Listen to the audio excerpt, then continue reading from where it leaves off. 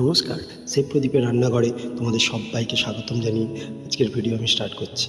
তো আজকে আমি বানাতে চলেছি ক্রিপসি চিকেন উইংস। তো যেটা সবাই পছন্দ করবে আশা করছি, তোমাদের সবাই।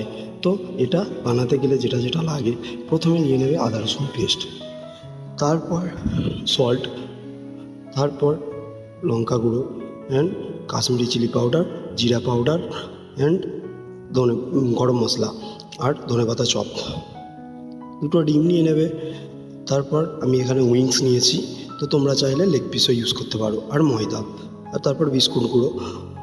এটা ফ্রাইড চিকেন বানাতে যে যে জিনিসগুলো লাগে এইগুলো সেগুলো। তো এরপর যেটা করতে হবে, চিকেনটাকে কেটে নিতে হবে। তো আমি এখানে উইংস নিয়েছি, তাই এটাকে মাঝখান থেকে 2 পিস করলাম। একটা উইংসকে 2 পিস করবে তোমরা।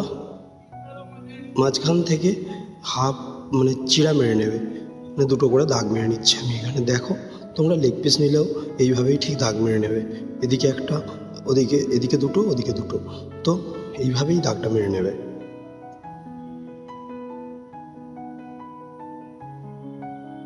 দেখো, আমার চিকেন কাটা রেডি। এরপর চিকেনটাকে আমরা ম্যারিনেশন করব। ম্যারিনেশনের জন্য যেটা যেটা লাগবে, একটা ডিম ভেঙে নেবো। তো একটা ডিমের পুরোটা দেবো না, একটা ডিমের হাফটা দেবো। যেহেতু আমার এখানে কম চিকেন, তোমরা যদি বেশি চিকেন নাও তাহলে একটা ডিম গোটাও দিয়ে দেবে। তারপর সল্ট, প্রথমে আদা রসুন পেস্ট দিয়ে দেবে। প্রথমে আদা রসুন পেস্টটা দিয়ে দেবে, তারপর সল্ট অ্যান্ড লঙ্কা গুঁড়ো পরিমাণ মতো তোমরা তোমাদের মতো করে দিয়ে দেবে। তারপর কাশ্মীরি চিলি পাউডার, যেগুলো যেগুলো নিয়েছিলাম ঠিক সেগুলোই দিয়ে দেবে। জিরা পাউডার, গরম মশলা একটুখানি অ্যাড করে দেবে। তারপর এটাকে একটু মাখিয়ে নেবে। এটাকে ডিমটার সাথে এটাকে ঠিক এইভাবেই মাখিয়ে নেবে। এরপর তোমরা যেটা করবে, ওইখানে যে ময়দাটা রাখা আছে ওই ময়দাটা একটু দেবে। ময়দাটা একটু দেবে, এবার চিকেন অনুপাতে দেবে। তোমরা যদি বেশি চিকেন নাও একটু বেশি ময়দা দেবে। আমি এখানে যেহেতু কম চিকেন নিয়েছি, তো আমার এখানে 2 টিস্পুন মতো ময়দা নিয়েছি। দেখো, ম্যাগনেট করার পরে ঠিক এরকম কালার আসবে চিকেনটা, তোমরা দেখতেই পাচ্ছ।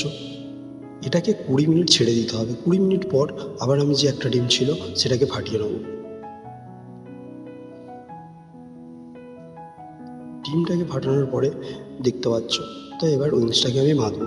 উইংসটাকে বাঁধার জন্য যেটা যেটা লাগবে, ওখান থেকে একটা উইংস তুলে নেবো, দিয়ে এখানে যে ময়দাটা রাখা ছিল ময়দায় ওটাকে কোট করব। প্রথমে ময়দায় কোট করার পরে ওটাকে আমরা যে ডিমটা ফাটিয়ে রাখলাম ওই ডিমের মধ্যে দেবো। তো ডিমের মধ্যে চুবিয়ে নেবো। তো ভালো করে ডিমের মধ্যে নিয়ে ওটাকে প্যানকো করবো। এবার প্যানকো আমি এখানে যেহেতু ইউজ করেছি, তোমরা যদি বাড়িতে বিস্কুট গুঁড়ো থাকে তোমরা সেটাও ইউজ করতে পারো। একই জিনিস, ভালো করে ওটাকে তারপর ভালো করে ওটার সাথে চেপে তোমরা চেপে ওটাকে ম্যাগনেট করে নেবে। তো ওটা, আর যদি তোমরা বেশি ক্রিস্পি করতে চাও তাহলে ডবল কোট করে নেবে, ঠিক আমি যেভাবে করছি। আরেকবার ডিমে ডুবিয়ে নেবে, নিয়ে আরেকবার প্যানকো বা বিস্কুট গুঁড়োর মধ্যে ডবল কোটিং করে নেবে। তাহলে তোমাদের চিকেনটা বেশি ক্রিস্পি হয়ে যাবে।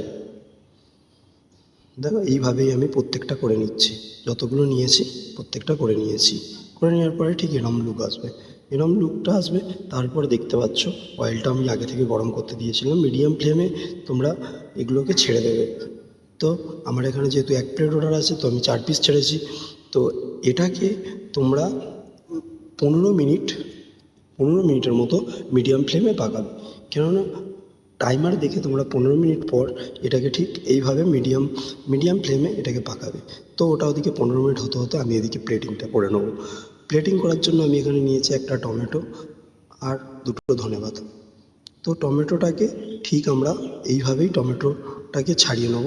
তো টমেটোর একটা ফুল বানিয়েছি, দেখুন কেমন লাগছে। তো যেহেতু স্টার্টার এটা, তো একটু গার্নিশ তো করতেই হবে। তো হালকা গার্নিশ করে নিলাম। এদিকে আমার উইংসটা রেডি হয়ে গেছে। তো দেখতেই পাচ্ছ তোমরা কীরকম কালার এসেছে। যে কোনো ফ্রাইড চিকেন হলে একই প্রসেস, তোমরা এটাকে লেগ পিসের সাথেও এরম করতে পারো। তো আমি যেহেতু উইংস নিয়েছি, তো এটা দেখতেই পাচ্ছ কমপ্লিট হয়ে গেছে। তো এবার এটাকে প্লেটিং করার পালা। তো প্লেটিং করার, আমি যেহেতু এখন কফি হাউস ক্লাসিকে আছি, তো কফি হাউস ক্লাসিকে প্লেটিংটা দেখো তোমরা কেমন লাগছে। তো এটাকে প্লেটিং করার পর ফাইনাল লুকটা তোমরা দেখতে পাবে যে কত সুন্দর লাগছে। যে কোনো ফ্রাইড চিকেনের একই রেসিপি। আমি এটাকে ভালো করে সাজিয়ে নিচ্ছি।